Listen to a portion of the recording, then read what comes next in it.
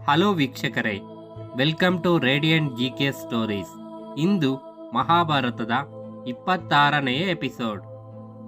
ಪಾಂಡವರು ಸುಖವಾಗಿ ರಾಜ್ಯವನ್ನಾಳಿಕೊಂಡಿರುತ್ತಾರೆ. ಒಂದು ದಿನ ನಾರದ ಮಹರ್ಷಿಯು ಅಲ್ಲಿಗೆ ಹೋಗುತ್ತಾರೆ.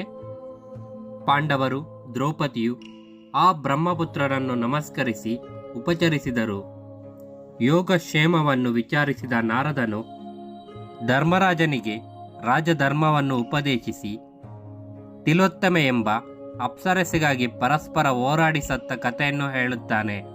ಅನಂತರ, ನೀವು 5 ಜನ ಸೋದರರು ಒಬ್ಬಳನ್ನು ಮದುವೆಯಾಗಿದ್ದೀರಿ.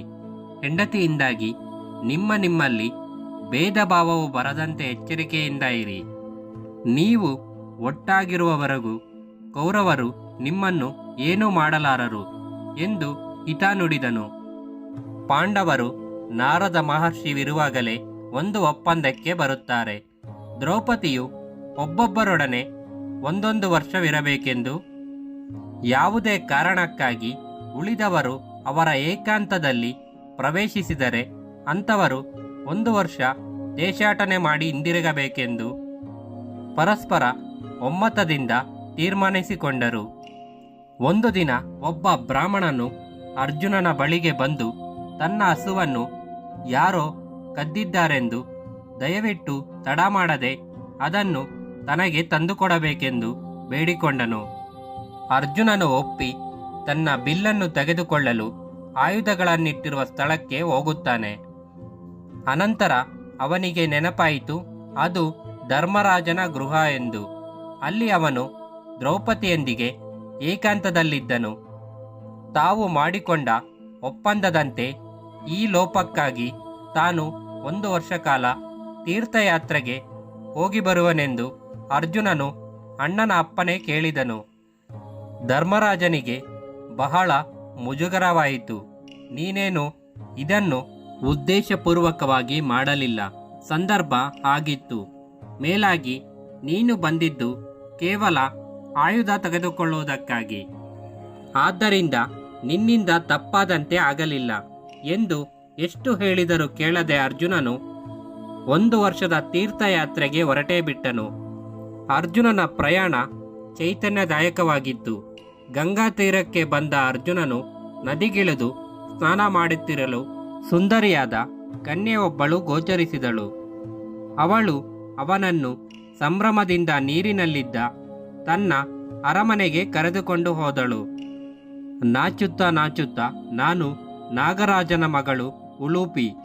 ನಿನ್ನನ್ನು ನೋಡಿದ ಕ್ಷಣದಿಂದ ಜೀವ ಹಿಡಿದುಕೊಳ್ಳಲಾಗುತ್ತಿಲ್ಲ. ನಿನ್ನ ಬ್ರಹ್ಮಚಾರ್ಯವು ದ್ರೌಪದಿಯ ಮಟ್ಟಿಗೆ ಮೀಸಲಾಗಿದ್ದರೆ ಸಾಕು. ದಯವಿಟ್ಟು ನನ್ನನ್ನು ಪರಿಗ್ರಹಿಸು ಎಂದು ಬೇಡಿಕೊಂಡಳು. ಅರ್ಜುನನು ಅವಳೊಂದಿಗೆ 1 ರಾತ್ರಿ ಇದ್ದು ಭೂಲೋಕಕ್ಕೆ ಹಿಂದಿರುಗಿದನು. ಅರ್ಜುನನು ಅಲ್ಲಿಂದ ಹಿಮಾಲಯ ಪರ್ವತಕ್ಕೆ ಹೋಗುತ್ತಾನೆ. ಅಲ್ಲಿನ ಪುಣ್ಯ ನದಿಗಳಲ್ಲಿ ಸ್ನಾನ ಮಾಡಿ ಪವಿತ್ರ ಕ್ಷೇತ್ರಗಳನ್ನು ಸಂದರ್ಶಿಸಿ ನಂತರ ದಕ್ಷಿಣಕ್ಕೆ ಹೊರಟನು. ಗೋದಾವರಿ ಹಾಗೂ ಕಾವೇರಿ ನದಿಗಳಲ್ಲಿ ಸ್ನಾನ ಮಾಡಿದ ನಂತರ ಮನಲೂರು ಎಂಬ ಸ್ಥಳಕ್ಕೆ ಹೋಗುತ್ತಾನೆ. ಅಲ್ಲಿನ ರಾಜ ಚಿತ್ರಸೇನ ಅವನ ಮಗಳು ಚಿತ್ರಾಂಗದೆಯನ್ನು ನೋಡಿ ಮೋಹಗೊಂಡನು. ತನ್ನ ಬಯಕೆಯನ್ನು ರಾಜನಿಗೆ ತಿಳಿಸುತ್ತಾನೆ. ಅವನು, ನನಗಿರುವವಳು ಇವಳೊಬ್ಬಳೇ. ಇವಳ ಸಂತಾನದ ಮೂಲಕವೇ ಇಲ್ಲಿನ ರಾಜ್ಯ ಮುಂದುವರಿಯಬೇಕು. ಇವಳ ಮಗನನ್ನು ನೀನು ನನಗೆ ಕೊಡುವುದಾದರೆ ಆಗಬಹುದು ಎನ್ನಲು ಅರ್ಜುನನು ಒಪ್ಪಿ ಚಿತ್ರಾಂಗದೆಯನ್ನು ಮದುವೆಯಾಗಿ ಅವಳೊಡನೆ ಅಲ್ಲಿ 3 ತಿಂಗಳಿದ್ದು ಮುಂದಕ್ಕೆ ಹೊರಟನು. ದಕ್ಷಿಣದ ತುದಿಯವರೆಗೂ ಹೋಗಿ ಸಮುದ್ರ ಸ್ನಾನ ಮಾಡಿ ನಂತರ ಪಶ್ಚಿಮ ತೀರವನ್ನು ಹಿಡಿದು ಉತ್ತರಕ್ಕೆ ಹೊರಟನು. ಹೀಗೆ ಇಡೀ ಭರತ ವರ್ಷವನ್ನು ಸಂದರ್ಶಿಸಿದ ಅರ್ಜುನನ ತೀರ್ಥಯಾತ್ರೆ ಕೊನೆಯ ಹಂತಕ್ಕೆ ಬಂದಿತು. ಈ ವಿಡಿಯೋ ನಿಮಗೆ ಇಷ್ಟವಾಗಿದ್ದಲ್ಲಿ ಲೈಕ್ ಮಾಡಿ, ಶೇರ್ ಮಾಡಿ, ಕಮೆಂಟ್ ಮಾಡಿ, ಹಾಗೆ ಸಬ್ಸ್ಕ್ರೈಬ್ ಮಾಡಿ.